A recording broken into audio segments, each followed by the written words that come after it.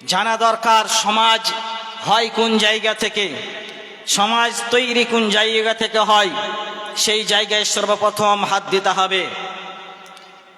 আমরা মানব, আমরা মানুষ, তাই না? আমরা সবাই মানুষ, মানুষ তো আমরা সবাই মানুষ। আমাদের পিতাকে আদম, আমাদের মাকে হাওয়া। আল্লাহ রাব্বুল আলামিন সর্বপ্রথম মানব হিসাবে আদমকে সৃষ্টি করলেন। আদমকে সৃষ্টি করার পরে জান্নাতে রাখলেন। জান্নাতে একাকী তাকে ভালো লাগলো না, একটা সমাজের প্রয়োজন হলো। এই সমাজকে আগে বাড়াবার জন্য, সমাজের বিস্তার ঘটাতে আল্লাহ রাব্বুল আলামিন মা হাওয়াকে সৃষ্টি করলেন। এই মা হাওয়াকে সৃষ্টি করার পরে ক্রমে ক্রমে এই পৃথিবীতে জান্নাত থেকে দুজনকেই আল্লাহ রাব্বুল আলামিন পাঠালেন। কোনো কারণেই হোক, সেটা তাদের উভয়ের ভুলের কারণে। কিন্তু আমাদের মাঝে এমন একটা প্রচলিত কথা রয়েছে যে মা হাওয়া শয়তানের কথা শুনে আদম আলাইহিস সালাতু সালামকে বারবার বলে ওই গাছের ফল, নিষিদ্ধ গাছের ফল খাইয়েছিল। ফলে আদম আলাইহিস সালাম এবং হাওয়াকে উভয়কেই এই পৃথিবীর বুকে আসতে হয়েছে। এই ভুলটা মা হাওয়ার দিকে মানুষ নিসবাত করে দেয় আর বলে দেয় মা হাওয়াই সর্বপ্রথম ভুল করেছে। এটা একেবারে ঢাহা মিথ্যা কথা। কোরআন এর বিপক্ষে বলে। কোরআন বলছে উভয় ভুল করেছিল, যেমন আদম ভুল করেছিল সেই মতোই হাওয়া ভুল করেছিল। ফাআযাল্লাহুমাশ শাইতান, শয়তান উভয়কেই ভুলে পতিত করেছিল। সম্মানিত উপস্থিতি, আল্লাহ রাব্বুল আলামিন সমাজকে সৃষ্টি করার জন্য, বিস্তার ঘটাতে এই পৃথিবীর বুকে আদম এবং হাওয়াকে পাঠালেন।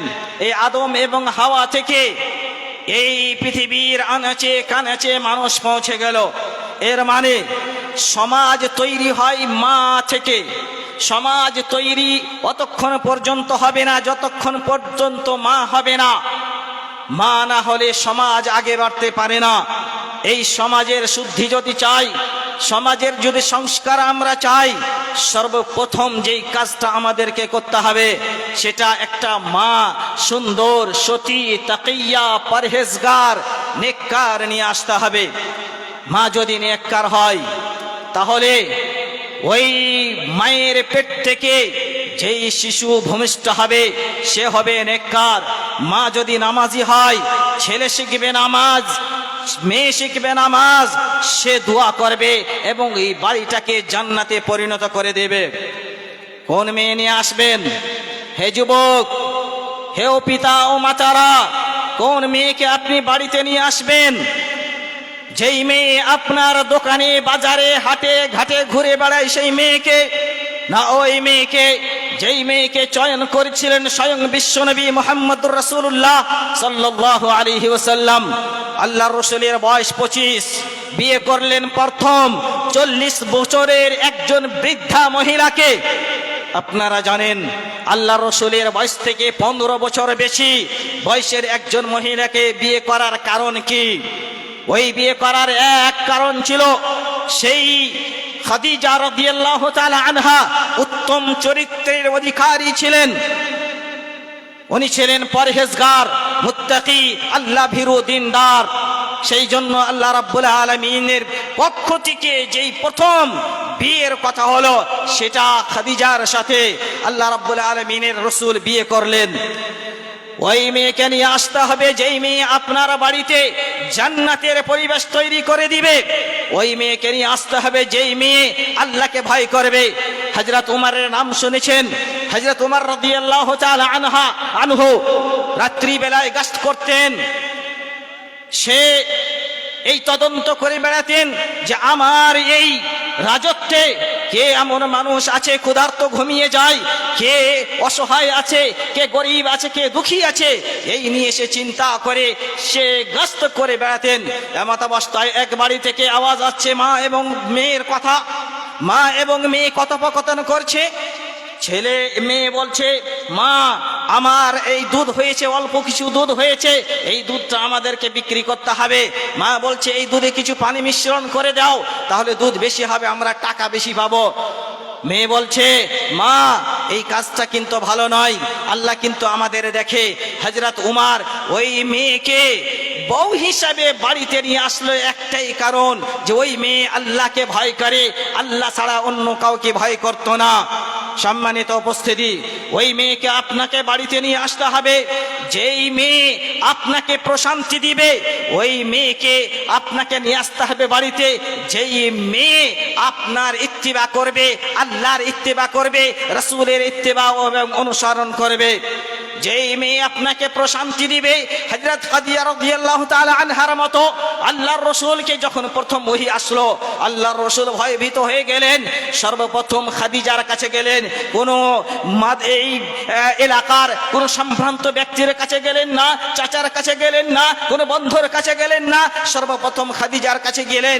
খাদিজাকে বলল, এই মতো অবস্থা হয়েছে আমার। খাদিজা শান্তি দিয়ে, প্রশান্তি দিয়ে বললেন, ইয়া রাসূলুল্লাহ, হে মুহাম্মদ, আপনি একটা উত্তম চরিত্রের অধিকারী, অতএব আপনি ভয় পায়েন না। আপনি গরিবের বন্ধু, আপনি অসহায়দের পাশে দাঁড়িয়ে থাকেন, অতএব আপনি ভয় পাবেন না। আল্লাহ আপনাকে কখনো ক্ষতিগ্রস্তে ফেলবে না। ওই মহিলা নিয়ে আসতে হবে। সম্মানিত উপস্থিতি, আল্লাহ রাব্বুল আলামিন বলছেন, ওয়া মিন আয়াতিহি আন খালাকা লাকুম মিন আনফুসিকুম আজওয়াজান লিতাসকুনু ইলাইহা ওয়া জাআলা বাইনাকুম মাওয়াদ্দাতান ওয়া রাহমা। আল্লাহর নিদর্শনের মধ্যে অন্যতম নিদর্শন হচ্ছে একজন সতী মহিলা। সেই মহিলার কাছে গেলে আপনি প্রশান্তি পাবেন।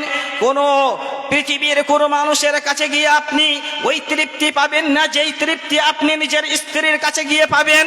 আপনি মায়ের কাছে গেলেন আলাদা তৃপ্তি পাবেন, বাবার কাছে গেলে আলাদা তৃপ্তি পাবেন, আপনি বন্ধু বান্ধবের কাছে গেলে আলাদা তৃপ্তি পাবেন, কিন্তু স্ত্রীর কাছে গেলে যেই আন্তরিক তৃপ্তি পাবেন এই পৃথিবীর কোনো জায়গায় পাবেন না।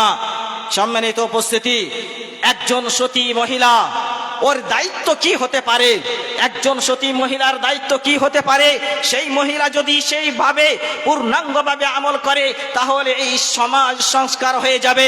একজন সতী মহিলা নিজের সন্তানকে খুব ভালোভাবে সে আদব আখলাক শিখাবে, শিক্ষা দিবে, চরিত্রবান বানাবে, তার মতো বানাবে নেককার, তার মতো বানাবে পরহেজগার, তার মতো বানাবে লজ্জাশীলতা। আজকে আমাদের মা ও বোনের অবস্থা কি?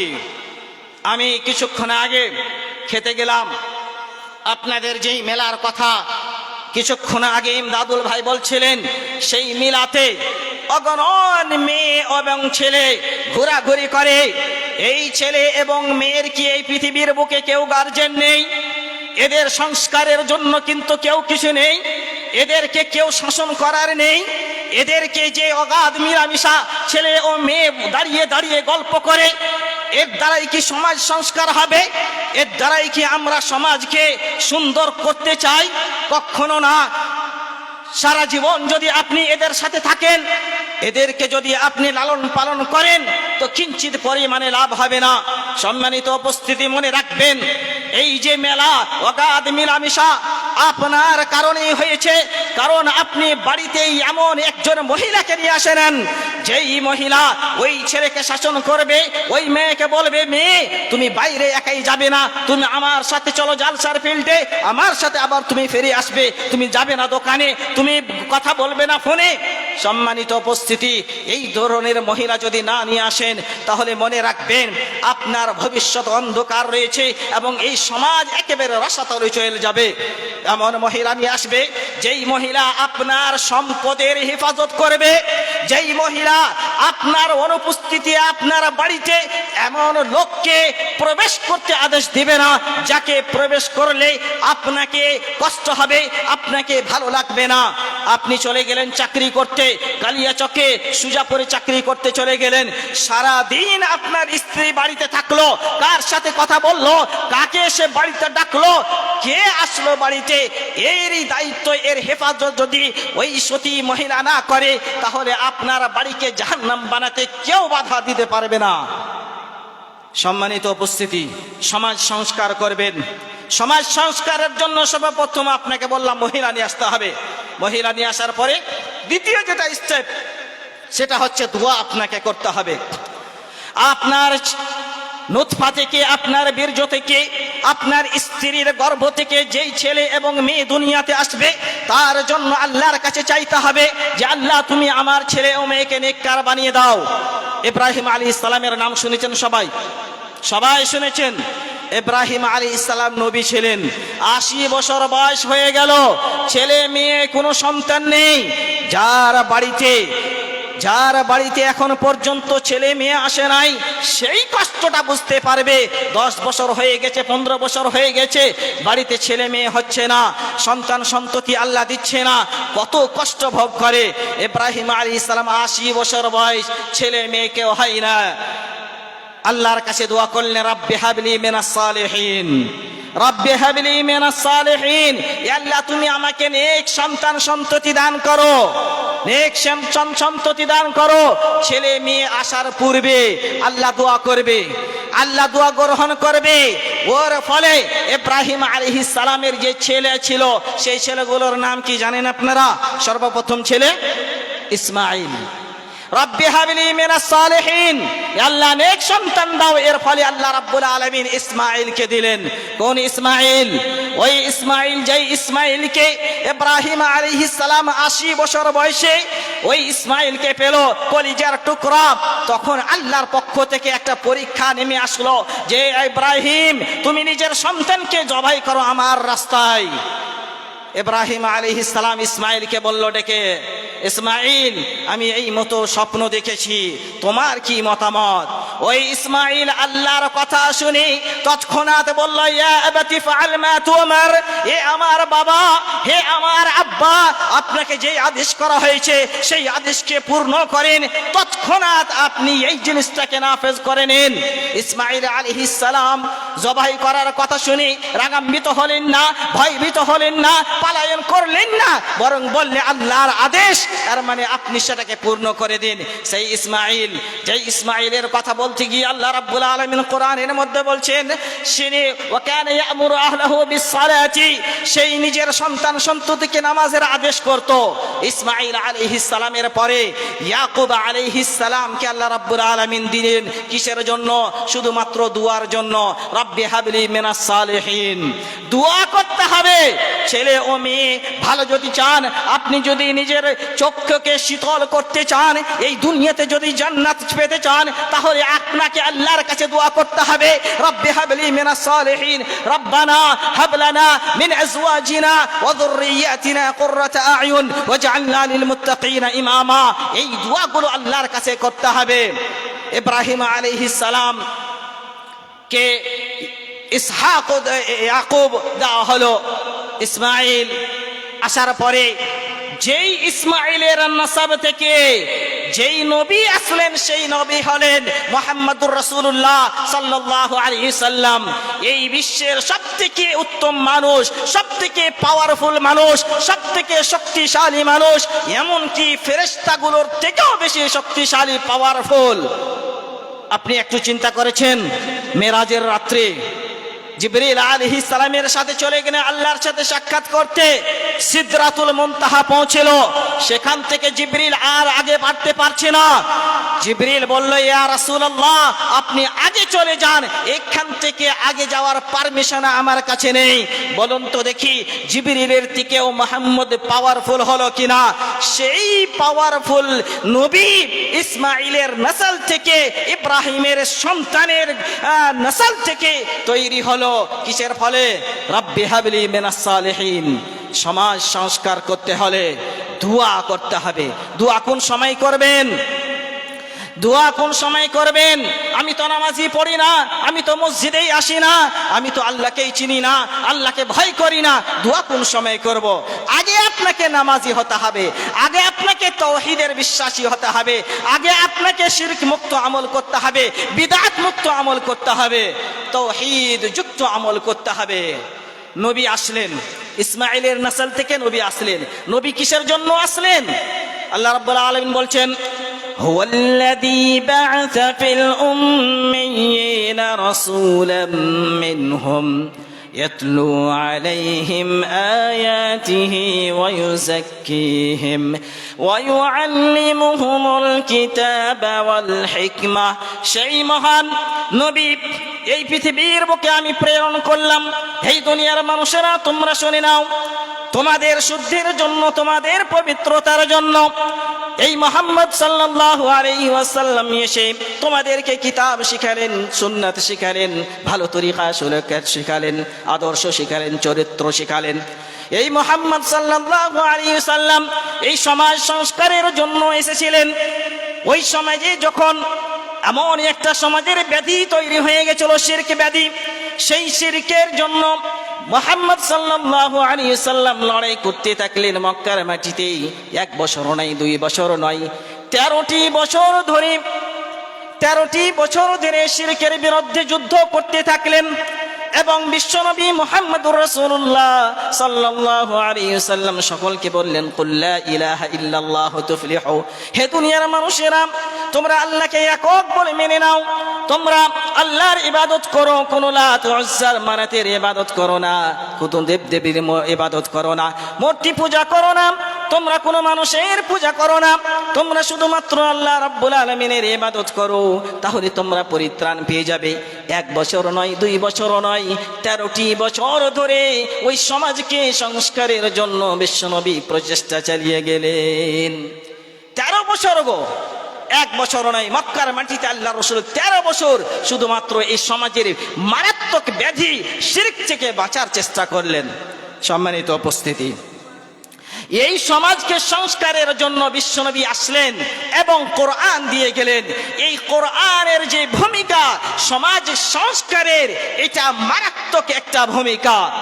সর্বপ্রথম ভূমিকা যেটা এই কোরআন আমাদেরকে দিল, যে আল্লাহর সাথে আপনার সম্পর্কটা যেন গভীর হয়ে যায়। একজন সৃষ্টি এবং স্রষ্টার মধ্যে যে এই সম্পর্ক এমন গভীর হয়ে যায় যে যাহা কিছু আমাদের কাছে আছে সব কিছুর আল্লাহর পক্ষ থেকে এসেছে, এটা মেনে নিতে হবে। আল্লাহ রাব্বুল আলামিন লোকমান আলাইহিস সালামকে হিকমত দিলেন। লোকমান জানেন তো, লোকমান আলাইহিস সালামের নামে একটা সূরা অবতীর্ণ করা হয়েছে। ওই লোকমান কে ছিল? ওই লোকমান আলাইহিস সালাম কোন সম্ভ্রান্ত পরিবারের ব্যক্তি ছিলেন না। ওই লোকমান আলাইহিস সালাম কোন সম্পদশালী ছিলেন না, কোন আমির ছিলেন না, কোন বাদশাহ ছিলেন না। একজন কৃতদাস, কালো কুৎসিত হাবশী গোলাম ছিলেন। কিন্তু তার নামে একটা সূরা অবতীর্ণ হয়ে গেল। কারণ কি? সে চেষ্টা করেছিল এই সমাজ সংস্কারের। অতএব সমাজ সংস্কারের জন্য উনি যেই প্রচেষ্টা চালিয়ে গেলেন, সর্বপ্রথম আপনার কাছে যেই নিয়ামতগুলো আল্লাহর পক্ষ থেকে দেওয়া রয়েছে, সেই নিয়ামতের জন্য আল্লাহর শুকরিয়া আদা করতে হবে। আপনারা এখানে যারাই বসে আছেন, যেই শ্বাস প্রশ্বাস নিচ্ছেন, যেই অক্সিজেন গুলো নিচ্ছেন, বলুন তো এই অক্সিজেন গুলো আপনি ফিরিতে পাচ্ছেন কিনা? আপনার শরীরের যেই অঙ্গ প্রত্যঙ্গ গুলো রয়েছে এত দামি, এত দামি, আপনার শরীর থেকে একটা কিডনি যদি নষ্ট হয়ে যায়, আপনি লক্ষ লক্ষ টাকা দিয়েও ওই মতো কিডনি দুনিয়ায় কিনে পাবেন না। আপনার শরীর থেকে যদি হৃৎপিণ্ড নষ্ট হয়ে যায়, তাহলে আপনি হার্ট অ্যাটাক করে মারা যাবেন। এই সমস্ত জিনিসগুলোকে আল্লাহ রাব্বুল আলামিন খুব সুন্দরভাবে চালিয়েছেন। এটা সব থেকে বড় ইহসান। সম্মানিত উপস্থিতি, লোকমান আলাইহিস সালাম সমাজ সংস্কারের জন্য যেই পদ্ধতি অবলম্বন করলেন, সেই নিজের ছেলেকে নিজের বাড়ি থেকে শুরু করলেন। অতএব নিজের ছেলেকে ডেকে বলতে আরম্ভ করলেন, ওয়াইয ক্বালা লুকমানু লিবনিহি ওয়া হুয়া ইয়াদুহু ইয়া বুনাইয়া লা তুশরিক বিল্লাহ ইন্নাশ শিরকা লাযুলমুন আযীম। নিজের ছেলেকে ডেকে বললে, আমার সন্তান, হে আমার কলিজার টুকরা, শুনে রাখো, তুমি আল্লাহ যেই ইহসানগুলো আমার উপরে, তোমার উপরে করেছে, সেই ইহসানের কৃতজ্ঞতা হয়ে যাও, সেই ইহসানের শুকরিয়া আদায় করো এবং আল্লাহর সাথে অন্য কাউরি শরীক করবে না। কারণ এই শরীক করাটা অত্যন্ত বড় জুলম, অত্যন্ত বড় জুলম, অন্যায়, অত্যাচার। অন্যায় 2 প্রকারের হয়ে থাকে। এক, যে আল্লাহর সাথে অন্যায়, এক মানুষের সাথে অন্যায়, আল্লাহর সাথে অন্যায় হলে আল্লাহ রাব্বুল আলামিনের কাছে তওবা করলে সেটা আল্লাহ রাব্বুল আলামিন মাফ করে দিতে পারেন। কিন্তু যদি এই মানুষের সাথে অন্যায় হয়, মানুষের সাথে জুলুম হয়, অত্যাচার হয়, তাহলে এটা হচ্ছে হুকুকুল ইবাদ, এটা আল্লাহ রাব্বুল আলামিন মাফ করবেন না যতক্ষণ পর্যন্ত আপনি ওই মানুষের কাছে গিয়ে ক্ষমা না চাইবেন। আপনাকে উদাহরণ দিই, আপনি গ্রামে চলতেছেন, একটা গরিব মানুষ রিক্সা চালায়, সেই মানুষটা আপনার একটু কিছু ক্ষতি করে দিয়েছে, তার ফলে আপনি তাকে বেধাড়া পিটন দিলেন, অনেক মার দিলেন। ওই মানুষটা গরিব মানুষ, অসহায় মানুষ, সে বাড়ি চলে গেল, আপনাকে কিছু বলতে পারলো না। ওই যে আপনি তার উপরে জুলুম করলেন, এই জুলুমের ক্ষমা আল্লাহ করবেন না, স্বয়ং আপনাকে গিয়ে সেখানে মাফি তলব করতে হবে, না হলে আল্লাহও মাফ করবেন না। আজকে যারা এই মানুষের উপরে অন্যায় করেছে, জুলুম করেছে, আল্লাহ রাব্বুল আলামিন এই পৃথিবীর বুকে তাকে ছাড়েন নাই। আজকে আমেরিকা এই গাজ্জাকে এই দুনিয়া থেকে, দুনিয়ার নকশা থেকে মিটিয়ে দিতে চায়। আল্লাহ রাব্বুল আলামিন তার এই জুলুমের বদলা আগুন দিয়ে এই মতো দিল যে প্রায় 10 দিন ধরে আগুন জ্বললো, আবার পুনরায় আগুন শুরু হয়েছে। এই আমেরিকা এই মুসলমানদের উপরে এত জুলুম, এত অন্যায় অত্যাচার করে, যার ফলে আল্লাহ রাব্বুল আলামিন ওই গাজ্জাবাসী, ওই ফিলিস্তিনের ছোট ছোট শিশুদের চোখের অশ্রু, সেই মাজলুমদের দোয়া কবুল করে নিয়ে তাদের আমেরিকার কি অবস্থা করছে। সম্মানিত উপস্থিতি, আল্লাহ রাসূল বলছেন, ইত্তাকু দাওয়াতাল মাজলুম ফাইন্নাহু লাইসা বাইনাহা ওয়া বাইনাল্লাহি হিজাব। মাজলুমের দোয়া থেকে বাঁচতে হবে, যদিও সে কাফের হয়, যদিও সে মুশরিক হয়, তথাপি তার ও দোয়া আল্লাহ রাব্বুল আলামিন কবুল করবেন। জুলুম থেকে বাঁচতে হবে। দ্বিতীয় যেই লুকমান আলাইহিস সালাম নিজের ছেলেকে দিয়ে এই সমাজের সংস্কার করতে চাইলেন, সেটা পিতা এবং ছেলের মধ্যে, পিতামাতা এবং ছেলের মধ্যে সম্পর্ক গড়ে তোলা। আজকে বলুন, হে যুবক সমাজ, হে যুবতীরা, তোমরা শুনে নাও, তোমাদের পিতামাতার সাথে তোমাদের কি সম্পর্ক? তোমরা কি আজ তোমাদের পিতামাতার কথা মতো চলাফেরা করছো? তোমরা কি তোমাদের পিতামাতার বাধ্য হচ্ছ? তোমরা কি তোমার পিতামাতার সেবা যত্ন করছো? যেহেতু আল্লাহ রাব্বুল আলামিন কোরআনের মধ্যে বলছেন, ওয়াসাইনাল ইনসানা বিওয়ালিদাই, আমি তোমার পিতামাতার ব্যাপারে তোমাদেরকে ওসিয়ত করেছি যেন তোমরা ভালো ব্যবহার করবে। কেন ভালো ব্যবহার করবে? এই কথা যদি আমি কোরআনকে জিজ্ঞাসা করি, হে কোরআন বলো তো দেখি, কেন আমার পিতামাতা আমাকে জন্ম দিয়েছে ঠিক, আমি পিতামাতার সেবা যত্ন কেন করব? এই কোরআন উত্তর করে, হামালাতু উম্মুহু কুরহান ওয়া ওয়াদাআতহু কুরহা, তোমার এই পিতামাতা তোমার জন্য, তোমাকে এই দুনিয়াতে নিয়ে আসার জন্য অসহ্য দুঃখ কষ্ট সব কিছুকে বরণ করে নিয়ে তোমাকে এই দুনিয়ার মুখ দেখিয়েছিল। তারা তোমাকে দুগ্ধ পান করিয়েছিল 2 বছর ধরে। অতএব তুমি আনিশকুরলি ওয়ালিদাইক, এর জন্য তুমি আমার কৃতজ্ঞ হয়ে যাও এবং তোমার পিতামাতার কৃতজ্ঞ হয়ে যাও। পিতামাতার সেবা যত্ন করতে হবে। এই পিতামাতার সেবা যত্ন কিভাবে হবে? এই পিতামাতার সেবা যত্ন কিভাবে আপনি তাকে শিক্ষা দেবেন? এর মানে হচ্ছে সর্বপ্রথম আপনাকে আইডিয়াল হতে হবে। আপনার পিতামাতা দুনিয়াতে যদি থাকে, তাহলে আপনি আপনার ওই ছেলে এবং মেয়েকে নিয়ে যান আপনার পিতামাতার ঘরে, তার পাখানা টিপাইন, তার মাথায় হাত বুলিয়ে দিন, আর আপনার ছেলেকে শিক্ষা দিন। বলুন তো দেখি, আপনার বাবা অসুস্থ, আপনি কদিন তার ঘরে গিয়েছেন, কদিন তার সেবা যত্ন করেছেন, কদিন তার জন্য দোয়া করেছেন? যদি না করে থাকেন, তাহলে আজ থেকে এটা প্রতিজ্ঞা করুন যে আপনি আপনার ছেলেকে নিয়ে যাবেন আপনার বাবার ঘরে, মায়ের ঘরে গিয়ে তার সেবা যত্ন করবেন। এটা হচ্ছে আইডিয়াল। এই মতো যদি আপনি করেন, আপনার ছেলে শিখবে, আপনার সেবা যত্ন করবে, আপনার কথা মতো চলবে। হে যুবক এবং যুবতীরা, শুনুন, আপনার পিতামাতা এমন একটি সম্পদ, যার ইত্তিবা স্বয়ং আল্লাহ নিজের ইত্তিবার সাথে সাথে কোরআনের মধ্যে বর্ণনা করলেন। এমন ভাবে, কঠোর ভাবে আপনি নামাজ পড়েন, তাহাজ্জুদ গুজার, রাত্রি বেলায় উঠে আপনি তাহাজ্জুদ পড়েন। আপনার পিতামাতা অসুস্থ দুজনের মধ্যে কেউ একজন, রাত্রিবেলায় আপনি তাহাজ্জুদ পড়তে উঠলেন, আর আপনার মা ডাকছে, ও আব্দুল্লাহ আমি আর সহ্য করতে পারছি না, আমার পায়ে খুব ব্যথা। আপনি মনে করছেন যে আমি তাহাজ্জুদ পড়তে শুরু করেছি, তাহাজ্জুদ শেষ করেই আমি আমার মায়ের কাছে যাব। আপনার তাহাজ্জুদ কোনো কাজে আসবে না, আপনার তাহাজ্জুদ কবুল হবে না, কারণ এই তাহাজ্জুদটা হচ্ছে নফল। আর মায়ের সেবা করা, বাবার সেবা করা, এটা হচ্ছে ফরজে আইন। প্রতিটা ছেলে সন্তান, সে মেয়ে হোক আর ছেলে হোক, প্রতিটার ওপরে ফরজ, ফরজে আইন। অতএব এটাকে প্রাধান্য দিতে হবে। নামাজ আপনাকে ছেড়ে দিতে হবে আপনার মায়ের সেবার জন্য। জিহাদ খুব বড় জিনিস। এই জিহাদ নিয়ে কিছু মানুষেরা খুব বাড়াবাড়ি করে, এই জিহাদ করব, জিহাদ করব। আল্লাহ রসুলের যুগে জিহাদ ছিল ইসলাম প্রচারের জন্য, কিংবা ওই সমস্ত যারা সন্ত্রাসী, যারা জালেম স্বৈরাচার, তাদের বিরুদ্ধে রুখে দাঁড়ানোর জন্য এই জিহাদ আসলো। ওই জিহাদের ময়দানে যাওয়ার জন্য একজন সাহাবী এসে বললেন, ইয়া রাসূলুল্লাহ আমি অমুক যুদ্ধে নিজের নাম লিখিয়েছি, আমি অমুক যুদ্ধে অ্যাটেন্ড করব, আমি যাব জিহাদ করতে, শহীদ হব। আল্লাহ রাসূল বললেন, আহাইয়ুন আবাওয়াক, তোমার পিতামাতা কি জীবিত আছে? তোমার পিতামাতা কি এই দুনিয়াতে অবস্থান করছে? সেই সাহাবী বললেন, ইয়া রাসূলুল্লাহ আমার পিতামাতা এখনো জীবিত। আল্লাহ রাসূল বললেন, তোমাকে জিহাদের ময়দানে যেতে হবে না, তোমাকে সেখানে শহীদ হতে হবে না, তোমাকে সেখানে অংশগ্রহণ করতে হবে না। তোমার জন্য ওটা ফরজ নয়, তোমার জন্য সেটা মুস্তাহাব, কিন্তু তোমার জন্য ফরজ হচ্ছে তোমার পিতামাতার সেবা যত্ন।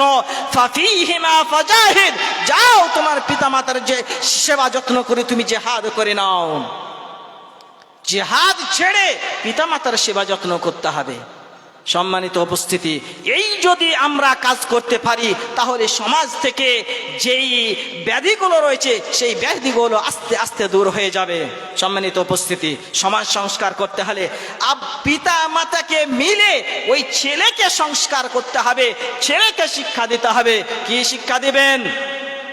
ছেলেকে শিক্ষা দিতে হবে কোরআনের শিক্ষা, ছেলেকে দিতে হবে হাদিসের শিক্ষা, ছেলেকে দিতে হবে সুন্নাতের শিক্ষা।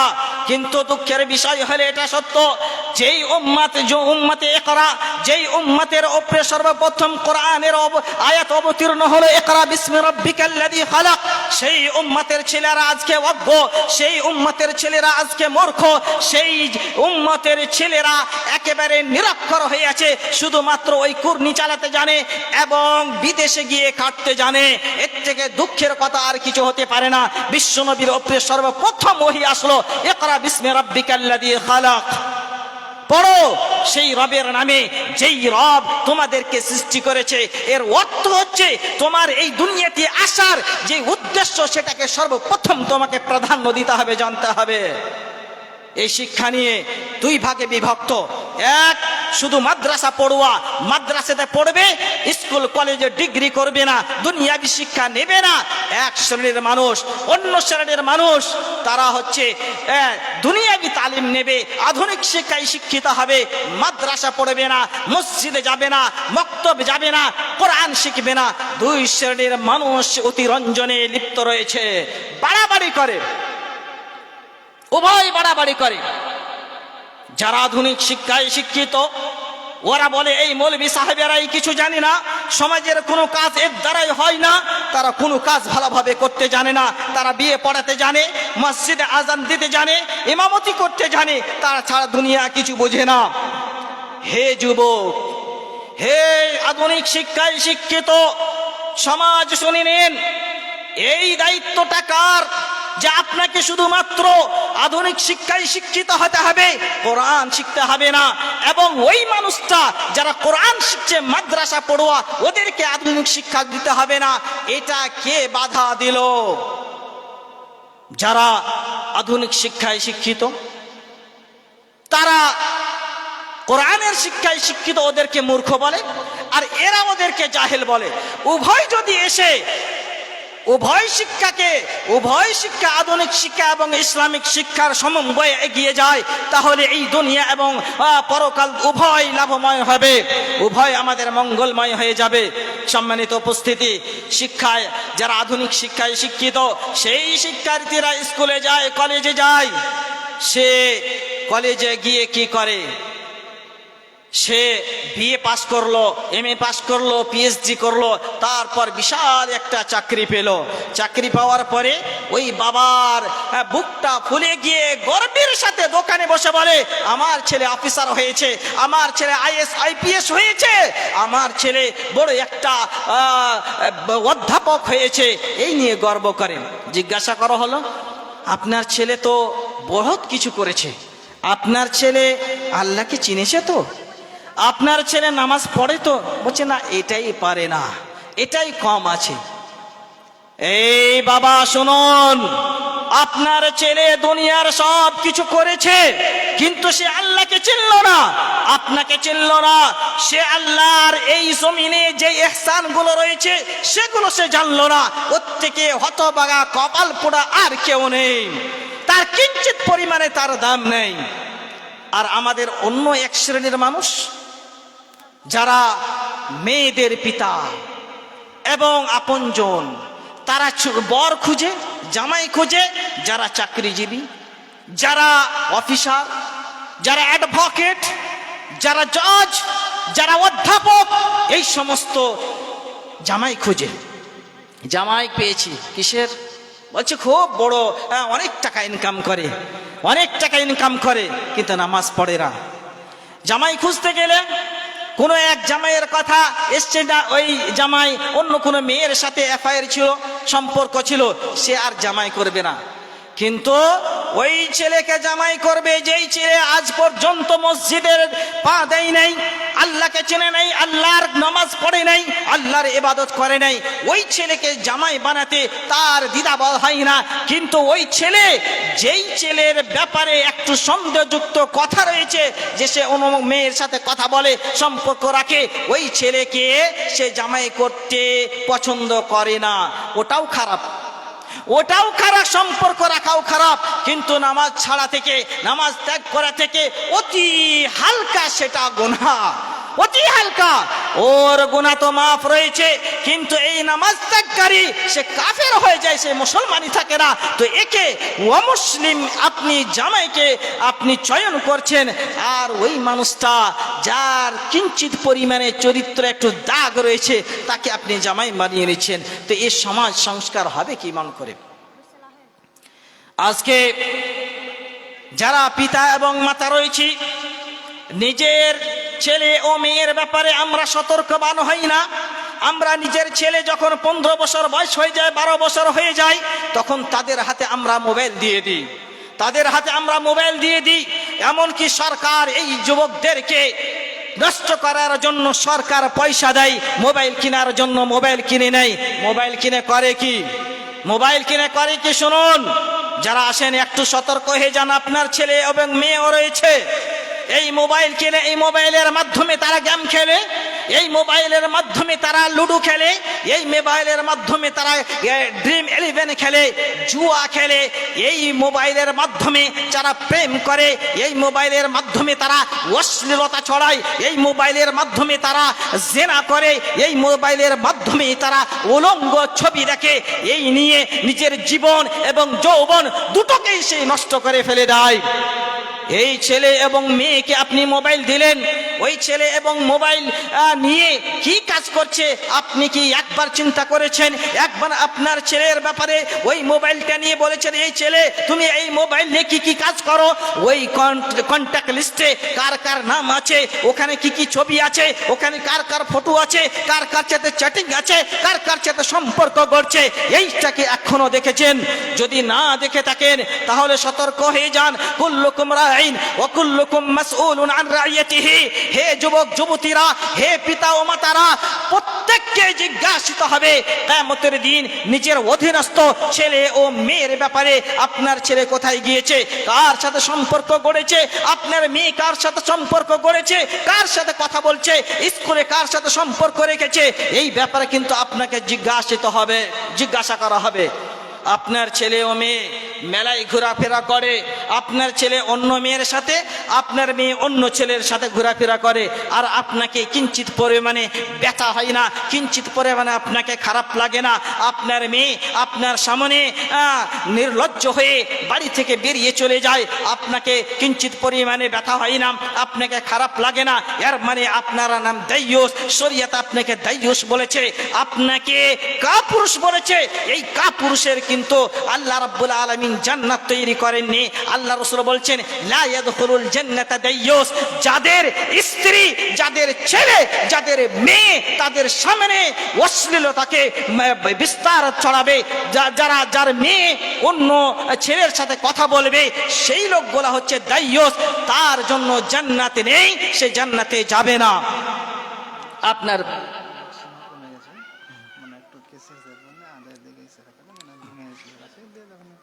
তো আমি বলছিলাম, যেই ছেলে আপনার মেয়ে আছে বাড়িতে, আপনার জামাই এসেছে, ওই জামাইয়ের সেবা যত্নের জন্য আপনি নির্ধারিত করছেন আপনার ছোট ওই যুবতী মেয়েকে, এটাও তো দাইয়ুস। এর থেকে ভালো বড় দাইয়ুস আর কে হতে পারে? আল্লাহ রাসূল বলছেন যে ওই সালি এবং যেই বউনু, যেই জামাই আপনার বাড়িতে আছে, তার কি সম্পর্ক? তারা আগুন এবং পেট্রোলের সম্পর্ক। এই সম্পর্কটাকে আপনি একবার চিন্তা করলেন না, তাকে আপনি যেতে দিলেন, আপনার মেয়েকে আপনার জামাইয়ের কাছে যেতে দিলেন। এটা কি? এটাই তো দাইয়ুস। সম্মানিত উপস্থিতি, এই সমাজ সংস্কার করতে হলে এগুলো ঠিক করতে হবে। এই সমাজ সংস্কারের জন্য আরেকটি কাজ করতে হবে আমাদের, যে আমাদের মধ্যে যে অহংকার, আমাদের মধ্যে যে আনানিয়াত, আমি বড়, দুই শ্রেণীর মানুষ এই সমাজে বসবাস করে। এক শ্রেণীর মানুষ সম্ভ্রান্ত ব্যক্তি, সম্পদশালী, পাওয়ারফুল, আরেক শ্রেণীর মানুষ গরিব দুঃখী। এই পাওয়ারফুল মানুষ গরিব দুঃখীদেরকে তুচ্ছ মনে করে, লাঞ্ছিত মনে করে, হেয় মনে করে, আর এই গরিব দুঃখীরা বড়দের দেখে হিংসা করে যে এদের কাছে এত সম্পদ আসলো কি করে, এর ছেলে চাকরি পেল কিভাবে, এর কাছে এত সম্পদ আসলো কিভাবে। এই দুই শ্রেণীর মানুষের জন্য এই সমাজ রসাতলে চলে যাচ্ছে। ওকে মাল দিল কে? আল্লাহ। আপনাকে কে দিয়েছে? আল্লাহ। এই আল্লাহ রাব্বুল আলামিন যদি তাকে সম্পদ দেয়, তাহলে আপনাকে হিংসা করার কোনো এখানে জায়গা থাকে না। অতএব আপনাকে এখান থেকে দূরে থাকতে হবে।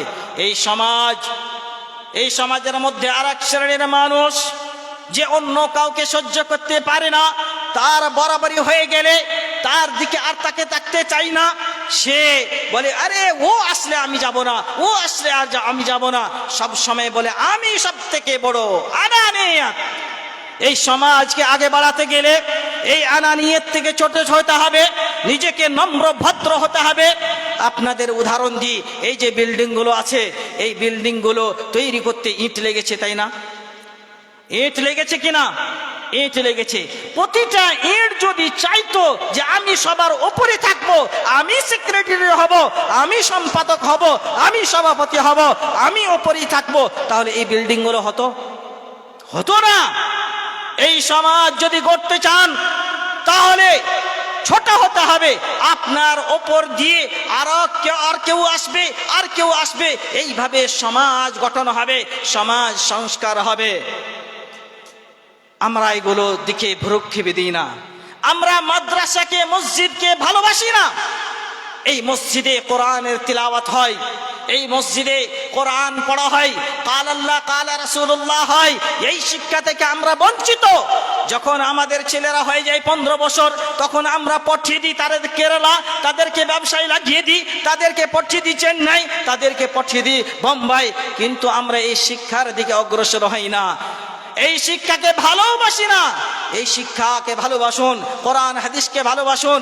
এই কোরআন হাদিসকে ভালোবাসার অন্যতম পথ হচ্ছে, আপনার বয়স হয়েছে, আপনি পড়তে পারবেন না, কিন্তু অন্য ছেলেরা এখানে এসে পড়াশোনা করবে, এখানে আপনি অংশগ্রহণ করুন।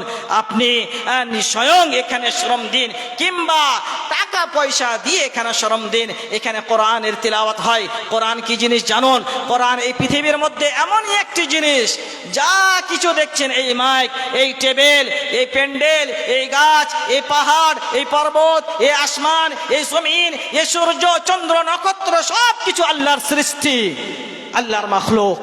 কিন্তু এই পৃথিবীর বুকে এমন একটি জিনিস আমাদের হাতে আছে, এমন একটি জিনিস আমাদের সামনে আছে, যেটাকে কোরআন বলা হয়। এটা আল্লাহর সৃষ্টি নয়, এটা আল্লাহর মাখলুক নয়, এটা হচ্ছে আল্লাহর বাণী, আল্লাহর কথা, আল্লাহর কালাম। আর এই আল্লাহর কালাম, এই আল্লাহর কথা, এই সমস্ত মাদ্রাসাগুলোতে পড়ানো হয়, মুখস্থ করানো হয়। এর নেকি আল্লাহ রাসূল বলেছেন, মান ক্বারা হারফাম মিন কিতাবিল্লাহ ফালাহু বিহি হাসানাহ ওয়াল হাসানাতু বিআশরি আমসালিহা। কোরআনের একটি অক্ষর তিলাওয়াত করলে এক নেকি 10 নেকিতে পরিবর্তন হয়ে যায়, বৃদ্ধি পায়। فلا تقول ألف لام من حرف ولكن ألف حرف ولام حرف وميم حرف ألف لام من। সূরা বাকারার প্রথমে এই 3টি অক্ষর আছে। এটা যদি কেউ তিলাওয়াত করে, পাঠ করে, তাহলে তার 30 নেকি হবে। এই 30 নেকি পাঠ করবে যে, সেই পাবে, শুধুমাত্র সেই পাবে, অন্য কেউ পাবে না, অন্য কেউ পাবে না। শুনুন, এই কোরআনের তেলাওয়াত যে করলো সেই 30 নেকি পেল, এই কোরআন যে শিক্ষা দিল সেই 30 নেকি পাবে, এই মাদ্রাসা তৈরি করলো সেই 30 নেকি পাবে, যেই ওই ছেলেকে জায়গির খাওয়ালো সেই 30 নেকি পাবে, যেই কোনোভাবে পরামর্শ দিয়ে অংশগ্রহণ করলো এই শিক্ষার জন্য, সবাই এই নেকিতে অংশ পাবে। কাউরি নেকি কিঞ্চিত পরিমাণে কমে যাবে না। অতএব হে ইসলাম পিপাসু সমাজ, যদি সমাজের শুদ্ধি চান, সমাজ যদি সংস্কার করতে চান, তাহলে আসুন মাদ্রাসামুখী হন, মসজিদমুখী হন। এই মসজিদ মাদ্রাসামুখী হলে আপনার ইহকাল এবং পরকাল উভয় মঙ্গলময় হবে। আপনার 1 টাকা দিয়ে, আপনার 10 টাকা দিয়ে একটা ইট কেনা হবে, এই ইটটা মাদ্রাসায় লাগবে। যতদিন পর্যন্ত এই মাদ্রাসা চলবে ততদিন পর্যন্ত আপনি নেকি পেতে থাকবেন। কিয়ামতে আপনি মারা যাবেন, দুনিয়া থেকে চলে গেলেন, আপনার নেকির খাতায় নেকি জড়িত হতে থাকবে। আল্লাহ বলবে, আল্লাহকে বলবেন এই নেকিগুলো কোত্থেকে আসলো? আল্লাহ বলবেন তুমি ওই মাদ্রাসায় ইট দিয়েছিলে, 100 টাকা দিয়েছিলে, 1000 টাকা দিয়েছিলে, 5000 টাকা দিয়েছিলে, ওই নেকি আজ পর্যন্ত তোমার অ্যাড হতেই আছে। আপনি বলবেন আমার বাড়িতে অসুস্থ ব্যক্তি রয়েছে, আমি টাকা দেব, তাও আমার তো ওই চিকিৎসা করা হবে না। আপনি টাকা দিয়ে ওই বাড়ির রোগের চিকিৎসা করুন। বিশ্বনবী বলেছেন, দাউ মারদাকুম বিসসাদাকাত, তোমার অসুস্থ ব্যক্তিগুলো, রোগাক্রান্ত ব্যক্তিগুলোর চিকিৎসা করুন সাদাকাতের মাধ্যমে, এই দান খায়রাতের মাধ্যমে আপনি দান খায়রাত করবেন। এই শিফাকে দিবে আল্লাহ রাব্বুল আলামিন। ওর চিকিৎসা যেখানে আপনাকে ভেলোর যেতে হতে পারে, ওই দানের বদলে এই কালিয়াচকের কোনো একটা ছোট্ট ডাক্তারের হাতেই আল্লাহ রাব্বুল আলামিন শিফা দিয়ে দিবেন। ওখানে লক্ষ লক্ষ টাকা খরচ করতেন, আর এখানে যদি আপনি 5000 টাকা দান করেন, তাহলে এর বিনিময়ে আল্লাহ আপনার ওই বাড়ির অসুস্থ ব্যক্তির অসুস্থকে দূর করে দিতে পারেন কিনা? আল্লাহ পারেন কিনা? অবশ্যই পারেন। আল্লাহ রাব্বুল আলামিন বলছেন, ইয়ামসাসকাল্লাহু দুররুন ফালা কাশিফা লাহু ইল্লা হু। যদি কোনো ব্যাধি আল্লাহ রাব্বুল আলামিন দিয়ে থাকেন, তাহলে তাকে দূর করবে শুধুমাত্র আল্লাহ। এই আকীদা আপনার মধ্যে হতে হবে। এই পৃথিবীর কোনো পীর, পৃথিবীর কোনো মাজার, পৃথিবীর কোনো ওয়ালি, পৃথিবীর কোনো গৌস, কেউ সেটা দূর করতে পারে না। আপনাকে যদি একটা জ্বর হয়ে যায়, ওই জ্বরটাকে দূর করবে আল্লাহ। আপনি বলছেন এই ডাক্তারের কাছে গেলাম, ওষুধ খেলাম, ভালো হয়ে গেল। না, এই ওষুধে যদি আল্লাহ আসার না দিত, শিফা না দিত, তাহলে ওই শিফা আপনি পেতেন না, ওই আরোগ্য আপনি পেতেন না। শিফা দেনেওয়ালা আল্লাহ, আপনার ধন সম্পদের মালিক আল্লাহ। আপনাকে এই পৃথিবীর বুকে যাহা কিছু দিয়েছে সব কিছু আল্লাহ।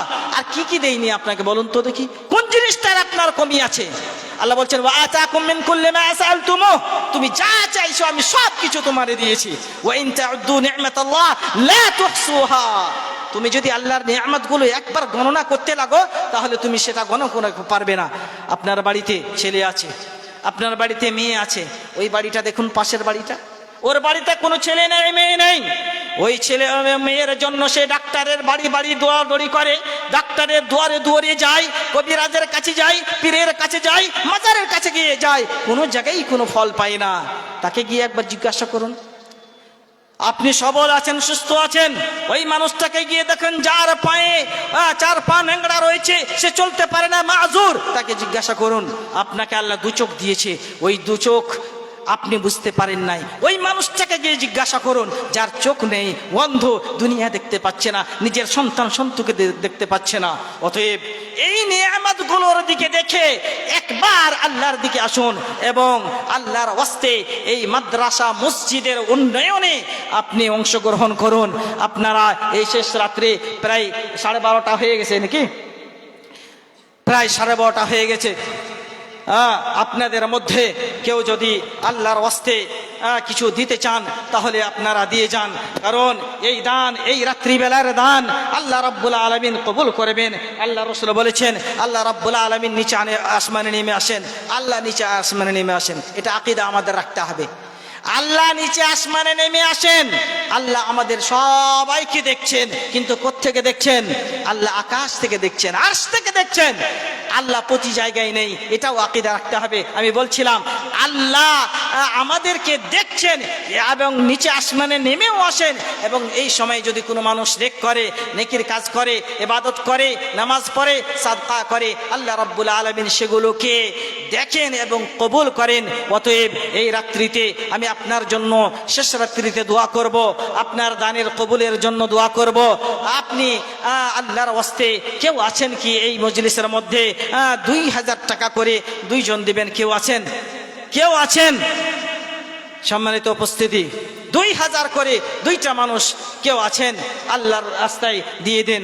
আল্লাহ রাব্বুল আলামিন আমি আপনার জন্য দোয়া করব, 2000 করে দিন। আপনার নাম কি?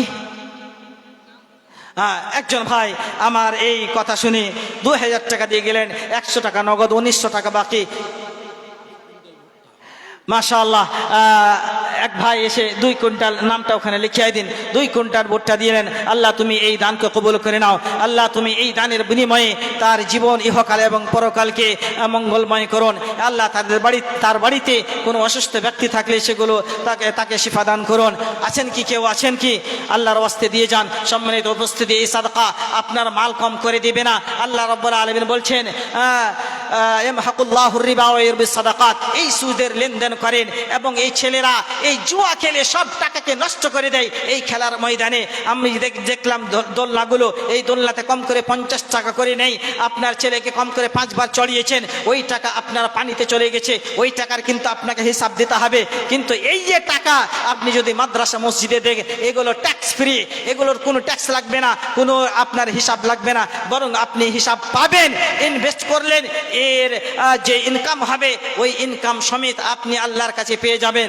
অতএব আর কেউ আছেন কি? কেউ আছেন? একজন 2000 টাকা দিয়ে গেলেন, আর একজন কেউ আল্লাহর ওয়াস্তে, এই যুবকেরা তোমাদের কাছে অনেক টাকা, তোমরা এই মোবাইলের মাধ্যমে লুডো খেলে হাজার হাজার টাকা তোমরা ব্যয় করে দাও। আপনাদের একটা ঘটনা বলে আমি শেষ করব। এই মোবাইল কত খাতারনাক, কত মারাত্মক জিনিস। আমার গ্রামের কথা, একজন বিয়ে পাস ছেলে সেই এই মোবাইলের মাধ্যমে গেম খেলতে আরম্ভ করেছে।